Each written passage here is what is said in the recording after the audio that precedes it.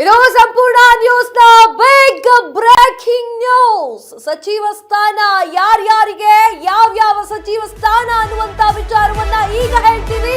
Mega exclusive news.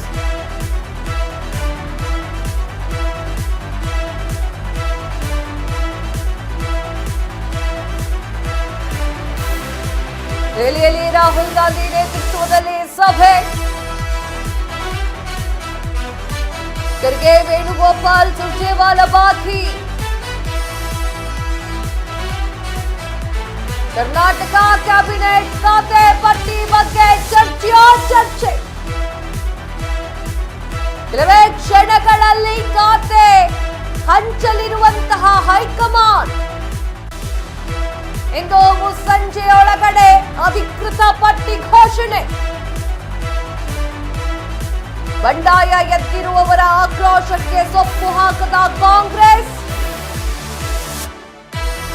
ಅತೃಪ್ತರಿಗೆ ಯಾರೇ ಎನ್ನುವ ಖಾತೆ ಹಂಚಿಕೆ ಫೈನಲ್. ಇದು ಸಂಪೂರ್ಣ ನ್ಯೂಸ್ನ ಮೆಗಾ ಎಕ್ಸ್ಕ್ಲೂಸಿವ್ ನ್ಯೂಸ್. ಕೆಲವೇ ಕ್ಷಣದಲ್ಲಿ ರಾಜ್ಯಕ್ಕೆ ಖಾತೆ ಪಟ್ಟಿ.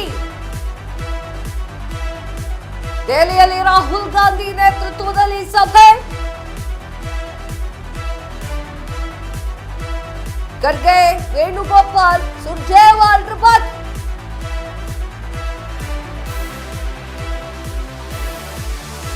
ಕರ್ನಾಟಕ ಕ್ಯಾಬಿನೆಟ್ ಖಾತೆ ಪಟ್ಟಿ ಬಗ್ಗೆ ಚರ್ಚೆ. ಕೆಲವೇ ಕ್ಷಣದಲ್ಲಿ ಖಾತೆ ಹಂಚಲಿರುವಂತಹ ಹೈಕಮಾಂಡ್. ಇಂದು ಮುಸ್ಸಂಜೆಯೊಳಗಡೆ ಅಧಿಕೃತ ಪಟ್ಟಿ ಘೋಷಣೆ.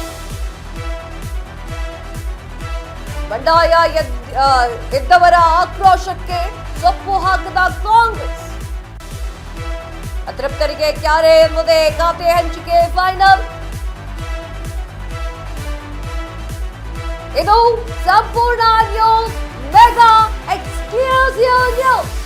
S, mega exclusive news.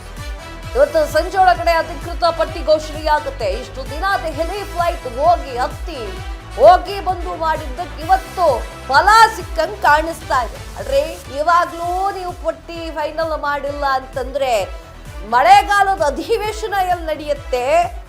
ರೈತರ ಕಷ್ಟ ಕೇಳೋರು ಯಾರು? ರಾಜ್ಯದ ಜನರ ಕಷ್ಟ ಕೇಳೋರು ಯಾರು? ಎಲ್ಲವನ್ನೂ ಕೇಳಬೇಕಾಗಿದ್ದು ನಿಮ್ದೇ ಸರ್ಕಾರ. ಬಿಕಾಸ್ ಆಫ್ ನಿಮ್ ಸರ್ಕಾರನೇ ಇವಾಗಿರುವಂಥದ್ದು, ಅಧಿಕಾರದಲ್ಲಿ ಇರುವಂಥದ್ದು. ಇಷ್ಟು ದಿನ ಆಯ್ತು. ಡಿ ಕೆ ಶಿವಕುಮಾರ್ ಅವರು ಎರಡೂವರೆ ತಿಂಗಳಾಯ್ತು. ಆರಲ್ಲ ಮತ್ತೆ ಎರಡೂವರೆ ತಿಂಗಳಾಯ್ತು. 2.5 ತಿಂಗಳಾಯ್ತು ಅವರು ಮುಖ್ಯಮಂತ್ರಿಯಾಗಿ. ಇನ್ನೂ ಕೂಡ ಖಾತೆ ಹಂಚಿಕೆ ವಿಚಾರಕ್ಕೆ ಸಂಬಂಧಪಟ್ಟಂತೆ ದೊಡ್ಡ ಯುದ್ಧವೇ ಆಯ್ತು ಬಿಡಿ. ಯಾರ್ಯಾರಿಗೆ ಮಂತ್ರಿ ಸ್ಥಾನ ಅಂತ ನೋಡ್ಲಿಕ್ಕೆ ಹೋಗಿ ದೊಡ್ಡ ಯುದ್ಧವೇ ಆಯ್ತು. ಆ ಯುದ್ಧ ನಡೆದ ನಂತರವೂ ಕೂಡ ಯುದ್ಧದ ಹೊಗೆ ಜಾಸ್ತಿಯಾಗಿಯೇ ಸೌಂಡ್ ಮಾಡ್ತಾ ಇತ್ತು, ಹೊಗೆ ಆಡ್ತಾ ಇತ್ತು. ನಮ್ಮ ಕೃಷ್ಣಪ್ಪ ಅವರಿಗೆ ಬಾಲಕೃಷ್ಣ ಅವ್ರ ಪೋಸ್ಟ್ ತೆಗೆದುಕೊಡ್ತಾರೆ. ಬಿ ನಾಗೇಂದ್ರ ಅವರ ಅನ್ನಪೂರ್ಣ ಅವರ ಪೋಸ್ಟ್ ಕೊಡ್ತಾರೆ. ಬಿ ನಾಗೇಂದ್ರ ಅವ್ರ ಪೋಸ್ಟ್ ತೆಗೆದ್ಬಿಟ್ಟು ಅಂತ ಹೇಳಿ ಸುದ್ದಿಗಳು ಬರ್ತಾ ಇತ್ತು. ಯಾವುದಕ್ಕೂ ಕೂಡ ಹೈಕಮಾಂಡ್ ಸೊಪ್ಪಾಗ್ತಂಗೆ ಕಾಣಿಸ್ತಾ ಇದೆ. ದೆಹಲಿಯಲ್ಲಿ ರಾಹುಲ್ ಗಾಂಧಿ ನೇತೃತ್ವದಲ್ಲಿ ಸಭೆ ಆಗುತ್ತೆ. ಆ ಸಭೆಯಲ್ಲಿ ಡಿ ಕೆ ಶಿವಕುಮಾರ್ ಅವರು ಹೋಗಿ ಮಾತುಕತೆಯನ್ನ ಮಾಡಿ ಮುಗಿಸ್ಕ ಬರ್ತಾರೆ. Mallikarjun Kharge, Surjewala, K C Venugopal, B K Hariprasad ಅವರು ಕೂಡ ಹೋಗಿದ್ರು.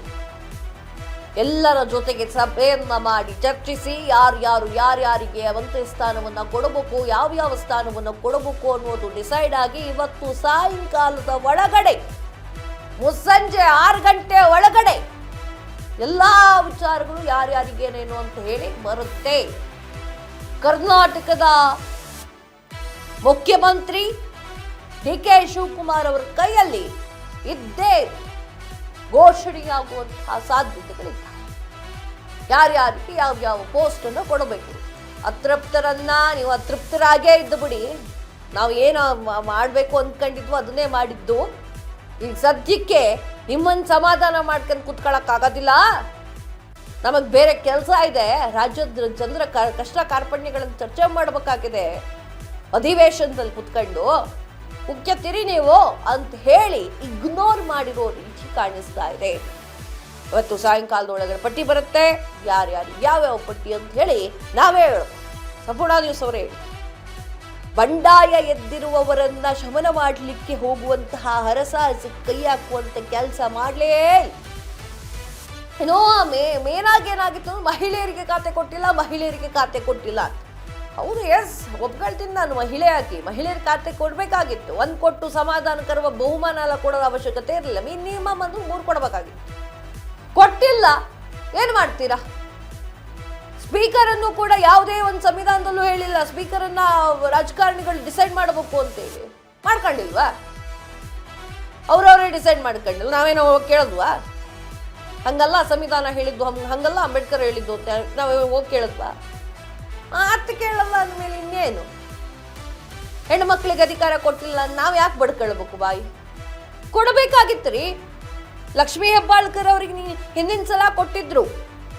ಹೇಳ್ತಾ ಇರೋದು ಹಿಂದಿನ ಸಲನೇ ಮಿಸ್ಟೇಕ್ ಆಗಿದೆ. ಇದು ಲಕ್ಷ್ಮೀ ಹೆಬ್ಬಾಳ್ಕರ್ ಅವ್ರಿಗೆ ಮಾತ್ರ, ಒಬ್ರಿಗೆ ಮಾತ್ರ ಕೊಟ್ಟಿದ್ದೆ ತಪ್ಪಾಗಿದೆ ಅದು. ಈಗ ಯಾರಿಗೂ ಕೊಟ್ಟಿಲ್ಲ. ಏನ್ ಮಾಡಕ್ಕಾಗತ್ತೆ? ಈಗ ಕೇಳಿಸ್ಕೊಂಡು ಇವತ್ತೆಲ್ಲ ಡಿಸೈಡ್ ಆಗುತ್ತೆ. ಇವತ್ತು ಫೈನಲ್ ಪಟ್ಟಿ ರಿಲೀಸ್ ಆಗುತ್ತೆ.